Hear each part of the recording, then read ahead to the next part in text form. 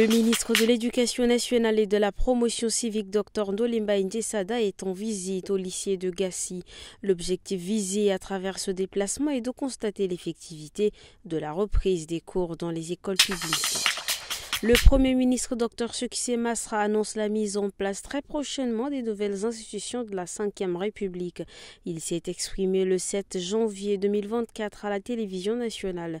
Dans le nouveau gouvernement, la réduction du nombre des ministères s'est accompagnée de la suppression du ministère délégué auprès du ministère des Armées ou encore du ministère de la Réconciliation nationale.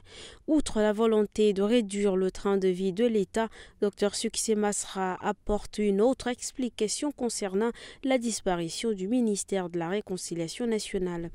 Certains se demandent pourquoi le ministère de la Réconciliation n'existe plus. Il y aura un médiateur de la réconciliation qui va être mis en place.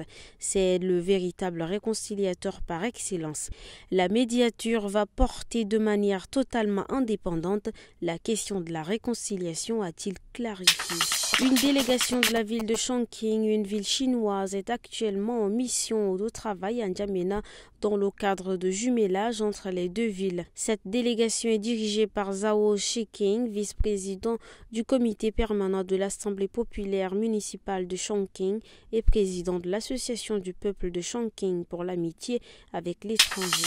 La rencontre pour la poursuite du dialogue prévue mercredi à Niamey entre la délégation de la médiation de la CEDEAO et le Niger n'aura plus lieu. Dans un courrier officiel, le Premier ministre nigérien demande le report de cette rencontre au 25 janvier, le temps pour la junte nigérienne d'organiser un forum de dialogue national. Cette décision de la junte nigérienne peut être qualifiée de changement de ton.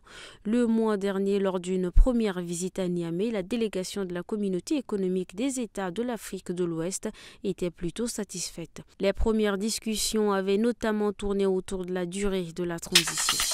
Selon un nouveau décompte annoncé ce lundi matin par les autorités locales, le puissant tremblement de terre qui a ébranlé le centre du Japon le 1er janvier a fait au moins 168 morts et 323 disparus. Plus de 2000 personnes restent isolées alors que d'importantes chutes de neige perturbent les opérations de secours.